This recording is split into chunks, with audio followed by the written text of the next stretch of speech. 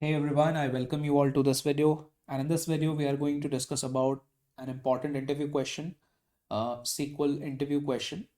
Maybe even if you are a fresher or an experienced candidate, this question is important. This question can be asked in interviews. So let's discuss about that. First of all, since we'll be using the practice database, so let's write use practice control E.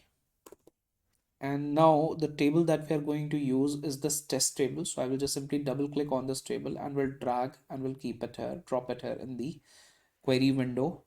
Now let's run a simple select statement to understand about the data. So to see the data, so I can simply write select all from this particular table and shift up arrow key control E. So this is the data that we have. So you can see that we have three columns in the data, that is roll number, subject, and marks. And for there are basically three roll numbers or three students. So for each student, the marks in different subjects are shown or written here, right? So now let's say I want to write a select statement, control R, where we can just simply copy this statement only. So control C and we'll just simply control V. Let's say we want to find out the roll number along with sum of marks, where I'll be providing different other conditions as well. So we'll discuss about that. So let's say I want to find out the sum of marks for different roll numbers, and let's give it an alias. Let's name it as total marks. Total marks. I think this roll number column is not properly written. All right. Okay.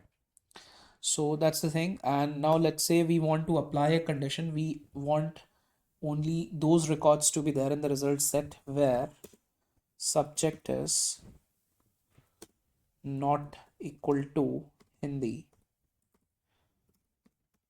And then let's say we will have to group the result by roll number. So we'll write group by roll number.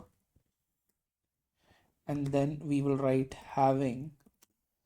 Now for the groups or the bundles that will be formed according to the roll number, we want that for those groups, the sum of the marks has to be greater than 175. So we can write it in this way. And then let's say we want the result to be ordered by, let's say, sum of marks in the descending order. So we can write it in this way. And let's say, although writing distinct will have no significance here, but just to explain, let's write distinct here. So select distinct, and let's say we want the top one record to be there. So we can simply write select distinct top one, roll number, comma, sum of marks. Total marks is the alias for this particular column from this table. Let's write this in the next line. And then we have this condition where subject equal to this, group by roll number, having sum of marks greater than 175, and then the result has to be ordered by sum of marks in descending order. So this is the way or the manner in which we can write this query. But this query will not be executed in this order. Now let's discuss about the order of the execution. We have already seen how the query was written. Now let's talk about the order in which this query will be executed. So first of all, this from clause will be executed, right? And even if like other cases where you will be using from and join, so from and join will be executed first. Once this part is executed, here in this case, the from part will be executed first.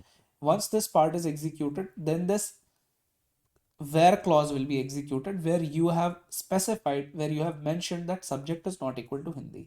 So the records will get filtered based on this. First of all, once this from clause is executed, then this where clause will be executed. Then the numbers will be grouped by basically the roll number, and then this having part will be executed for different groups of roll numbers or different roll numbers. It will check whether sum of the marks is greater than 175 or not, and accordingly the result will be given. And then the select clause will be executed. After the select part, distinct will be executed, and then the result will be ordered by the sum of marks in the descending order, and then this top one will be executed, and ultimately you will get the result of your SQL query. So this is a important question that can be asked in the interview, so you must know about it. If I'll execute the select statement, Control E, so you can see that this is the output, right? And if I will execute entire part, so I can write, simply press Control E, so you can see that this was the table that we had initially, and this is the output of the query that we have written. So I hope this video was helpful. We'll meet in the next session. Till then, thank you. Bye bye.